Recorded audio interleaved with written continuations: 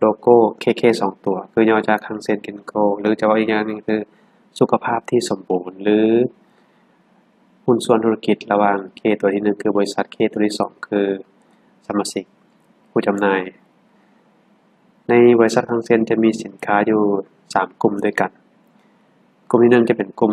ผลิตภัณฑ์สินค้ากลุ่มความงามกลุ่มที่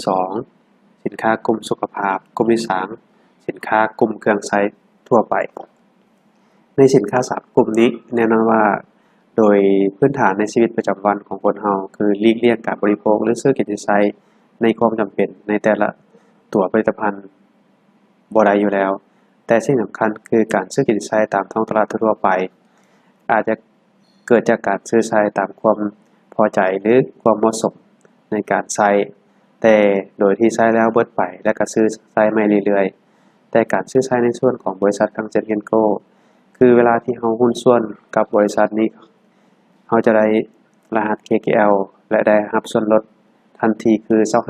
25% 30% ที่เป็นส่วนลดสมาชิกส่วนลดสมาชิก 25% นี้ทุกครั้งมีการซื้อกินใช้สินค้าก็จะมีการสะสมคะแนนเรื่องของว่าการสะสม PV ถ้าเรามีการสะสมคะแนนได้ 3,000 คะแนนบริษัทจะคูณเปอร์เซ็นต์ให้กับเราอยู่ที่ 10% ซึ่งเป็นเงินโบนัสกลับคืนมาแล้วถ้ากรณีซื้อกินใช้ไปเรื่อยๆถ้ามีคะแนนสะสมอยู่ 15,000 คะแนนบริษัทก็จะคูณให้เราที่ 14% และเมื่อมีการสะสมคะแนนฮอด 30,000 คะแนนหรือ 30,000 PV บริษัทก็จะคูณให้เราอยู่ 18% เป็นเงินโบนัสกลับคืนมาแต่ถ้ากรณีเรามีคะแนนสะสม 30,000 คะแนนแต่มีคะแนนที่เกิดขึ้นภายในเดือน 15,000 คะแนนบริษัทจะคูณให้เราที่ 22% และถ้ากรณีเรามีคะแนนกลุ่มที่เกิดขึ้นภายในเดือนเดียวบ่ว่าจะเป็นเดือนใดก็แล้วแต่ 30,000 คะแนนบริษัทจะคูณให้เราที่ 30% และแต่งตั้งเราเป็นตำแหน่ง SM หรือตำแหน่ง Star Manager ตำแหน่ง Star Manager จะมีเงินโบนัสโดยเฉลี่ยคือ 7,055 บาทและขึ้นกับยอดธุรกิจที่เราสร้างได้และนอกจากเงินโบนัสแล้ว Manager จะมีสิทธิในการสะสมแต้มท่องเที่ยวและสัมมนาอยู่ที่ 4% แต้มท่องเที่ยวและสัมมนา 4% นี้บริษัทให้สิทธิในการสะสมอยู่2ปีถ้ากรณีในปีที่1เราบ่อยากไปเราสามารถสะสมบวกกับปีที่2และถ้ากรณีแต้มท่องเที่ยวเหลือบริษัทจะจ่ายเป็น Pocket Money กลับคืนมา1แต้มต่อ1บาทแล้ว SM จะได้รับสิทธิในการรับเข็มเชิดชูเกียรติในตำแหน่งที่ดำรงอยู่และแน่นอนว่าถ้ากรณีเราสมัครเข้ามาเพียงแต่มีเราคนเดียวและซื้อกิจการหรือขายคนเดียวแน่นอนเขาจะเป็น Star Manager หรือเป็น SM ได้ก็ค่อนข้างใช้เวลาพอสมควรแต่วิธีการในการสร้างเครือข่ายธุรกิจหรือสร้างตลาดเครือข่ายแบบง่ายๆคือยกตัวอย่างคือเราเริ่มเข้ามาสมัครมีรหัส KKL และได้รับส่วนลดในการซื้อกิจการเริ่มจากการที่เราซื้อใช้สินค้าและขายส่วนหนึ่งยกตัวอย่างว่าภายในเดือนที่1เรามีการใช้ส่วนหนึ่งขายส่วนหนึ่งและมีคะแนนเกิดขึ้น 3,000 คะแนนบริษัทก็จะคูณเงินโบนัสกลับขึ้นมาให้เราอยู่ที่ 10% ตกเป็นเงินอยู่300 บาทที่ได้รับไปภายในเดือนทำอิฐเราก็จะใช้เวลาในการเรียนรู้วิธีการกับทีมงานและแม่ทีมแล้วยกตัวอย่างว่าภายในเดือนที่2เราก็จะมีการขยายเกิดขึ้นคือเริ่มจากการแนะนำสปอนเซอร์คนที่เรารู้จักสังคมที่เรารู้จักยกตัวอย่างว่ามีคนสมัครกับเราเช่นว่าท่าน A ท่าน B ท่าน C ท่าน D และท่าน E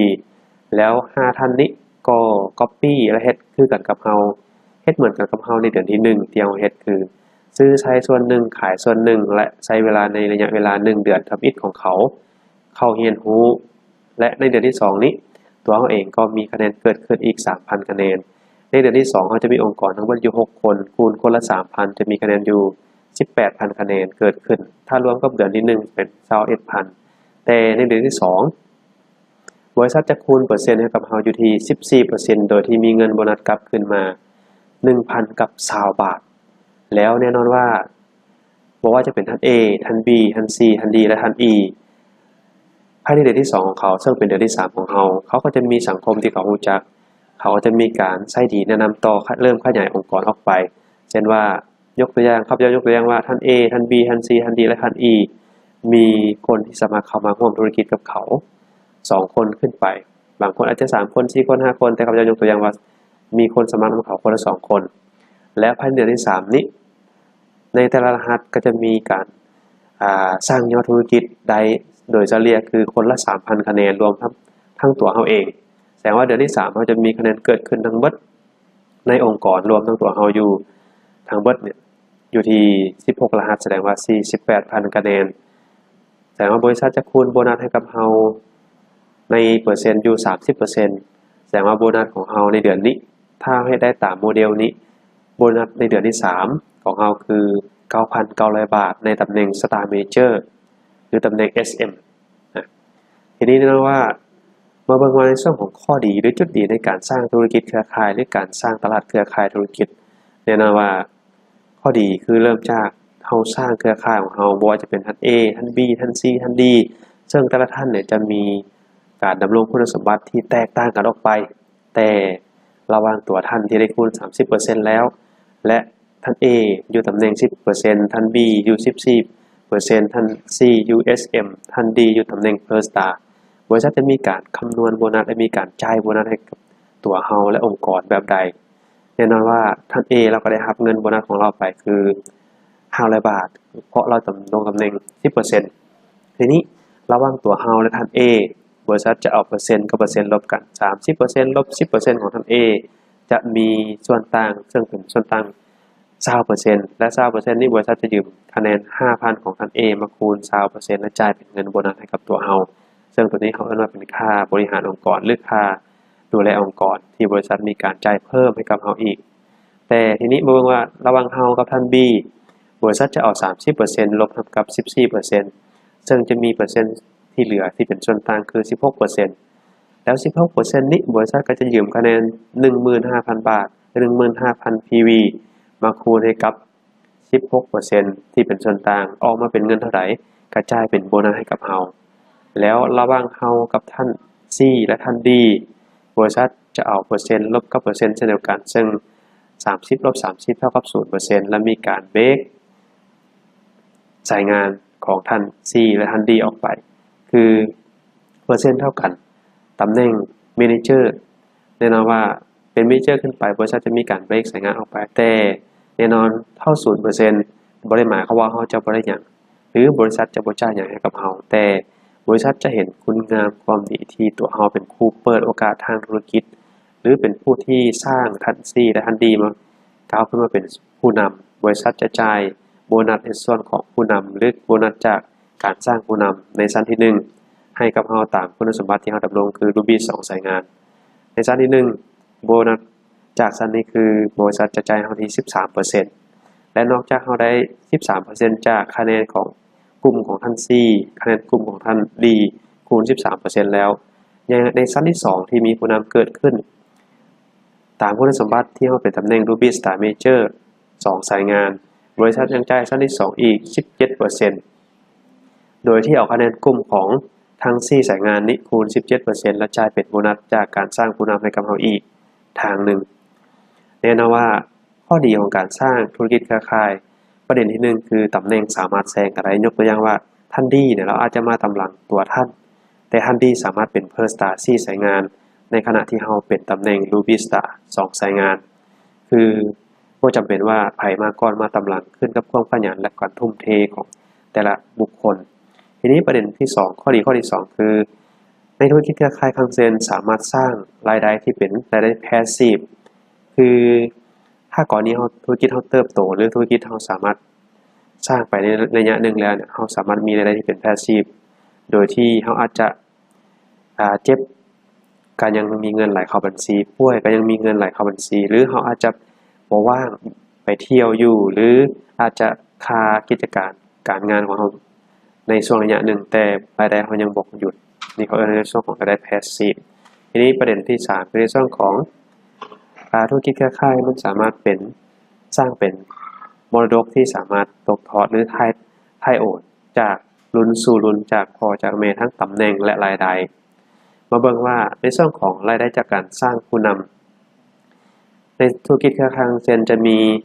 เริ่มจากตำแหน่งผู้นำเบื้องต้นคือตำแหน่ง SM หรือ Star Manager จะมีโบนัส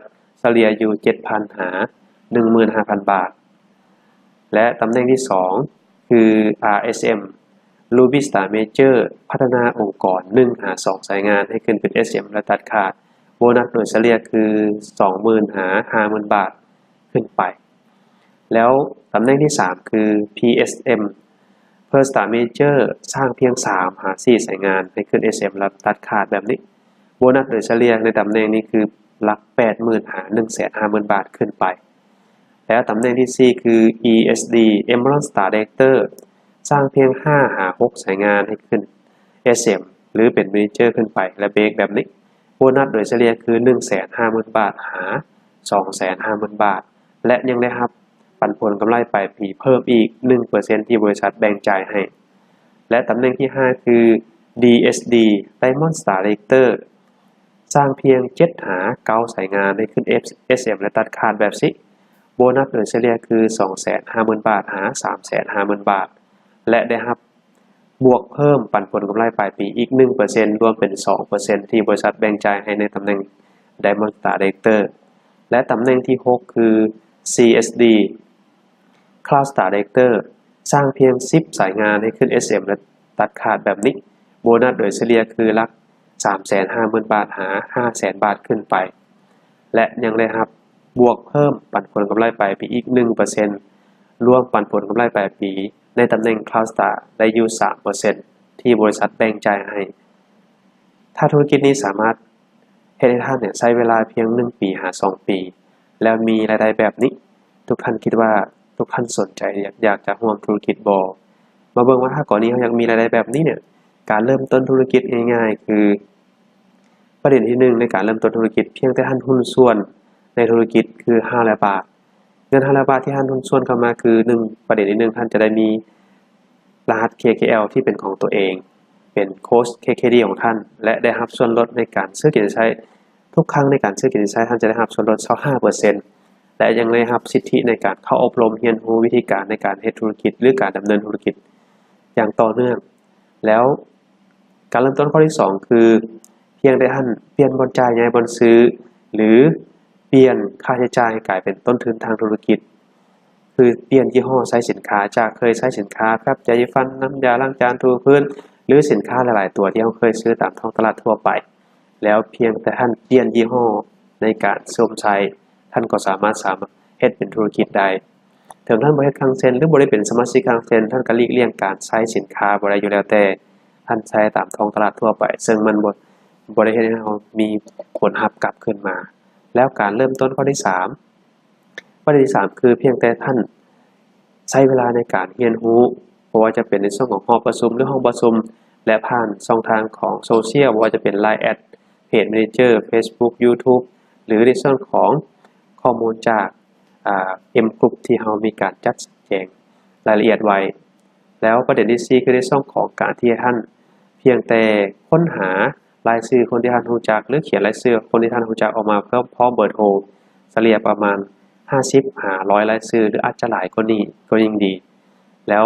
เมื่อเขียนออกมาแล้วเนี่ยปรึกษากับทีมงานปรึกษากับแม่ทีมของท่านวางแผนในการเฮ็ดเวียกร่วมกับแม่ทีมของท่านและแน่นอนว่าในการเริ่มต้นธุรกิจแบบนี้มันสามารถเฮ็ดให้เรามีทางเลือกเพิ่มขึ้นแล้วเฮ็ดให้เรามีโอกาสในการสร้างธุรกิจรองรับครอบครัวหรือคนที่ท่านรักได้เนาะขอให้ทุกท่านประสบผลสำเร็จและเป็น Cloud Star